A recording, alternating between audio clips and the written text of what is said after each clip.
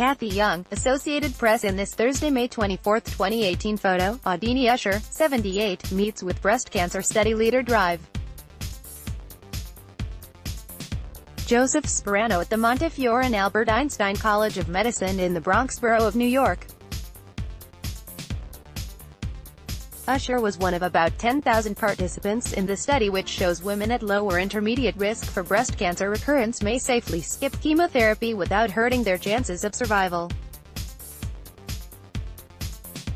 By Marilyn Marchioni, The Associated Press, Chicago, AP. Most women with the most common form of early-stage breast cancer can safely skip chemotherapy without hurting their chances of beating the disease, doctors are reporting from a landmark study that used genetic testing to gauge each patient's risk.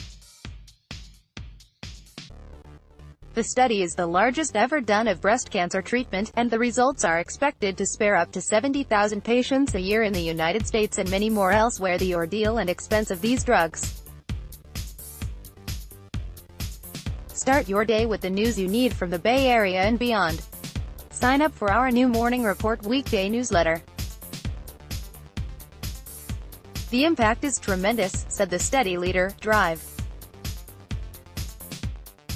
Joseph Sperano of Montefiore Medical Center in New York. Most women in this situation don't need treatment beyond surgery and hormone therapy, he said. The study was funded by the National Cancer Institute, some foundations, and proceeds from the U.S. breast cancer postage stamp. Results were discussed Sunday at an American Society of Clinical Oncology conference in Chicago and published by the New England Journal of Medicine. Some study leaders consult for breast cancer drug makers or for the company that makes the gene test. Moving away from chemo, cancer care has been evolving away from chemotherapy, older drugs with harsh side effects, in favor of gene-targeting therapies, hormone blockers and immune system treatments. When chemo is used now, it's sometimes for shorter periods or lower doses than it once was.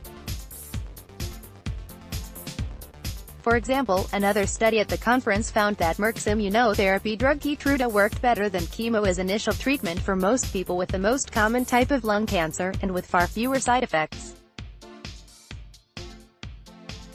The breast cancer study focused on cases where chemo's value increasingly is in doubt. Women with early-stage disease that has not spread to lymph nodes, is hormone-positive, meaning its growth is fueled by estrogen or progesterone, and is not the type that the drug Herceptin targets. The usual treatment is surgery followed by years of a hormone-blocking drug. But many women also are urged to have chemo to help kill any stray cancer cells. Doctors know that most don't need it, but evidence is thin on who can forego it. The study gave 10,273 patients a test called Oncotype DX, which uses a biopsy sample to measure the activity of genes involved in cell growth in response to hormone therapy, to estimate the risk that a cancer will recur. What the study found, about 17% of women had high-risk scores and were advised to have chemo. The 16% with low-risk scores now know they can skip chemo, based on earlier results from this study. The new results are on the 67% of women at intermediate risk. All had surgery and hormone therapy, and half also got chemo. After 9 years, 94% of both groups were still alive, and about 84% were alive without signs of cancer, so adding chemo made no difference.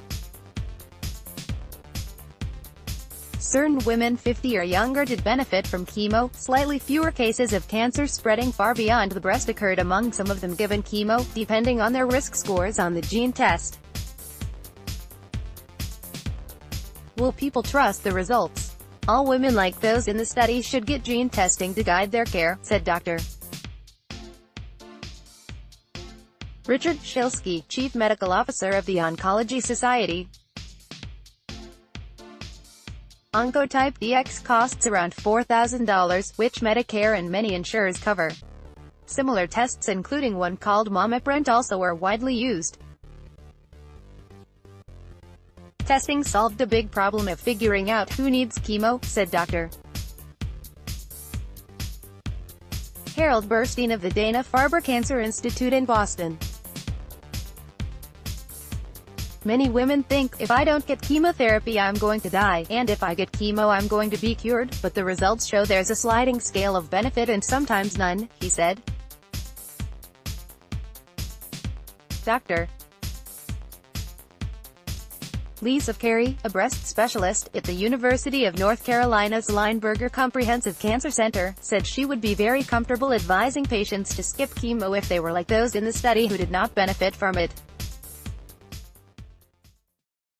Dr. Jennifer Litton at MD Anderson Cancer Center in Houston agreed, but said, risk to one person is not the same thing as risk to another. There are some people who say, I don't care what you say, I'm never going to do chemo, and won't even have the gene test, she said. Others want chemo for even the smallest chance of benefit. Adini Escher, 78, who lives in Hartsdale, New York, joined the study 10 years ago at Montefiore and was randomly assigned to the group given chemo. I was a little relieved. I sort of viewed chemo as extra insurance, she said. The treatments weren't pleasant, she concedes. Her hair fell out, she developed an infection and was hospitalized for a low white blood count, but it was over fairly quickly and I'm really glad I had it. If doctors had recommended she skip chemo based on the gene test, I would have accepted that, she said. I'm a firm believer in medical research. You might also like More Than 30 Injured in Bus Collision print edition. Anwar intervenes as tensions surface in PKR leadership. The new paper. NBA star Kevin Durant buys $12 million oceanfront Malibu mansion. Global. 15 amazing prehistoric animals that are alive today far and wide get an anti-theft bag worth $150 when you apply for www.bankbazaar.sg. Find fixed income opportunities in Asia now. Allianz Global Investors. Olivia Nova dies, latest in string of porn star deaths. MercuryNews.com. Kanye West made Tristan Thompson's very bad night a MercuryNews.com. Ask Amy, my boyfriend wants me to leave my kids behind. MercuryNews.com. Recommended by